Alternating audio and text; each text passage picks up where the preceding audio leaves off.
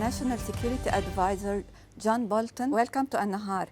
President Trump has unleashed many controversies since rejoining the White House, including dismantling U.S. aid, attempting to acquire Greenland, and suggesting Canada would become the 51st state. Do you see any of these events happening? Well, I don't think anything like the form that Trump himself has suggested. There are legitimate issues dealing with a lot of problems around the world, but typically Trump likes to put them in personal terms and discuss them in public when really they're important questions of national interest that are best discussed privately until there's something to announce. So there's both a performance problem with Trump and a substantive aspect as well. Yeah, the least, but certainly not last, is the potential takeover of the Gaza Strip. You yourself have said that this could be a prescription for another attack, October 7th like. Can you elaborate on this?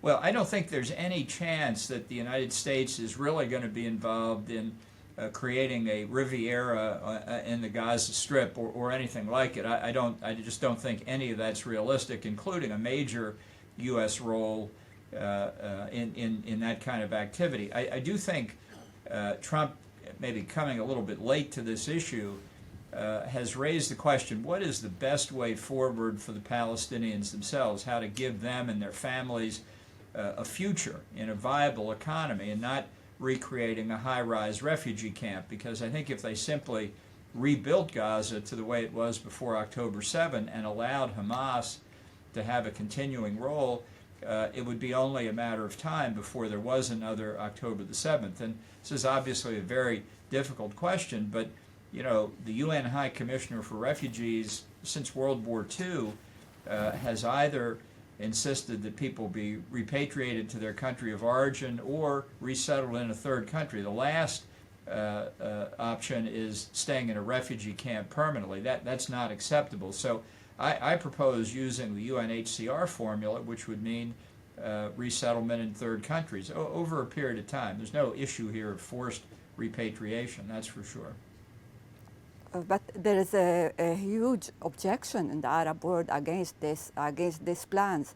Do you foresee it happening even with the UNHCR? Well, there's a huge objection to everything. Israel objects to the two-state solution. I think the two-state solution is dead. I had proposed a three-state solution, which is you give the Gaza Strip to Egypt, and that Israel and Jordan work out whatever is mutually satisfactory to them in terms of a territorial disposition on the West Bank. So treating Gaza as one problem that Egypt can help solve, treating the West Bank obviously a problem that Israel and Jordan need to resolve together. No, they didn't like that idea either. So nobody likes any idea for dealing with the Palestinians, but that doesn't mean the problem's going to go away.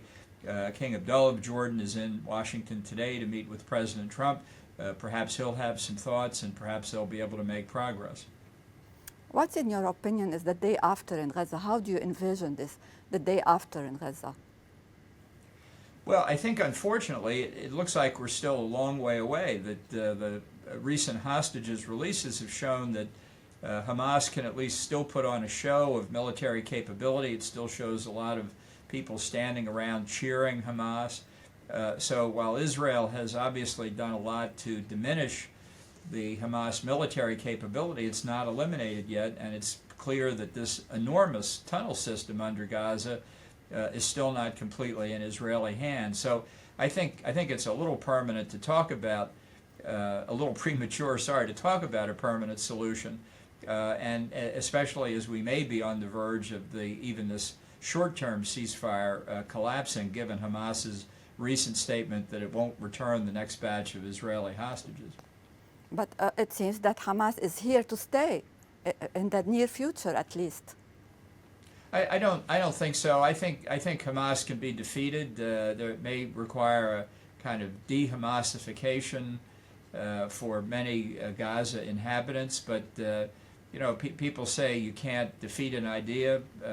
World War II, the United States and its allies defeated Nazism in Germany, and I don't see any reason why something similar can't happen to get rid of this hateful terrorist ideology, which has been supported by Iran for decades now, not just against Israel, but potentially to have the Ring of Fire strategy directed at the Gulf Arab states too. We've put up with it too long. All of us have.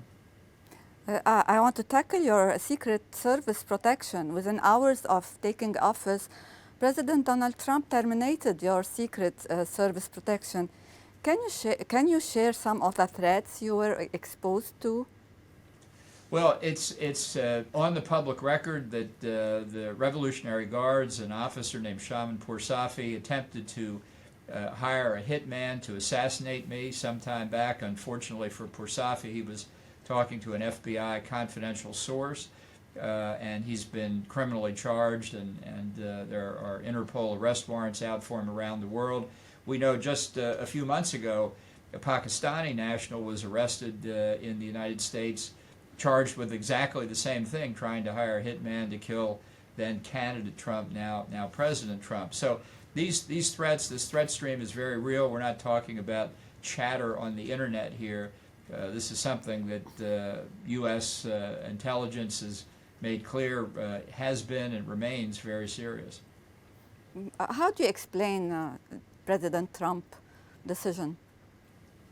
Well, I think it's a measure of his character or lack thereof. We'll see whether it's possible to put it back. In the meantime, I've taken my own steps. Obviously, it would be imprudent not to. And do you fear for your life? Do you still fear for your life now? Did you receive well, I don't spend a lot of time worrying about it because much of it's beyond my power, but it shows just how barbaric the regime in Tehran is and why ultimately the only real basis on which you can have lasting peace and security in the Middle East and eliminate the Iranian terrorist threat around the world is to have a regime change and get the Ayatollahs out of power.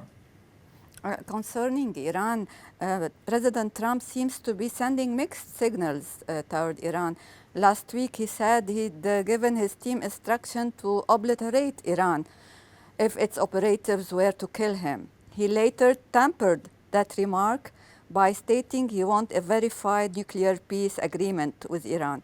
Can you decipher a clear Iran policy from his statements so far? Well, it's a very good question, and the answer is no, but it was very unclear in his first term as well. Even during the maximum pressure campaign of economic sanctions against Iran, he would say from time to time he really wanted to negotiate a big deal about terrorism, ballistic missiles, as well as nuclear weapons. And the rationale for that is he's the man who wrote The Art of the Deal. He can make a deal with anybody. But I don't think it will be successful. There's simply no evidence whatever that today or before Iran has made a strategic decision to give up nuclear weapons, let alone give up supporting terrorism. And until that happens, in my view, there's no deal. What's the way forward in this nuclear issue, in your opinion?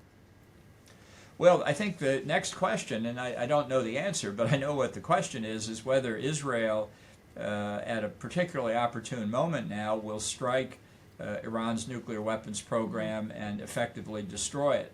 I think the way is open. I think the Russian S-300 air defense systems in Iran have been eliminated. Looks like they've been eliminated in Syria by Israel after the fall of the Assad regime. So the way is clear.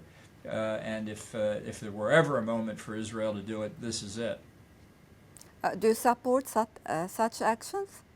Look, yes, I do, because the Iranian nuclear program is not just an Israeli problem, it's a global problem. All of us say that we oppose the proliferation of weapons of mass destruction, nuclear, chemical, and biological, and Iran is a threat on every one of these. So I think it's a service to humanity to eliminate Iran's nuclear weapons program.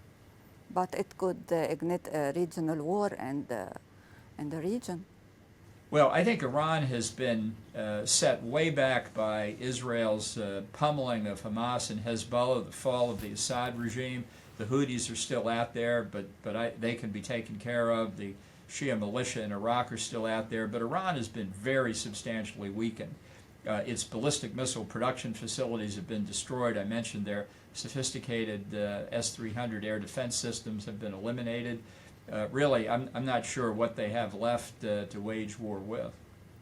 From Washington, where you are now, how do you assess the Iran access of proxies in the region? Well, I think the whole ring of fire strategy that Iran originated against Israel, as I say, but also potentially usable against the Gulf Arab states, has been very badly wounded. It's not destroyed yet. I don't think that will happen until the regime in Tehran is overthrown. But Iran's position in the Middle East today is much weaker than it was before October 7th. Lebanon has finally a president and a new government. How do you see the future of this country? Well, many people are hopeful that these are important steps to eliminating Hezbollah. You know, when the Security Council adopted Resolution 1701 in 2006, I was there. I helped negotiate it. I was the U.S. negotiator, obviously. And the commitment was that if Hezbollah wanted to participate in Lebanon's political process, it had to disarm. You can't be an armed political party in a real democracy. And like so many other commitments Hezbollah made, it just lied about it. So if you're going to have a restoration of stability and popular rule in Lebanon, Hezbollah has to be excluded from participation in politics until it does what it says it wanted to do, which is become a political party instead of an army. John Bolton, former U.S. National Security Advisor, thank you for your time. It's always great to have you. Thank you very much for having me.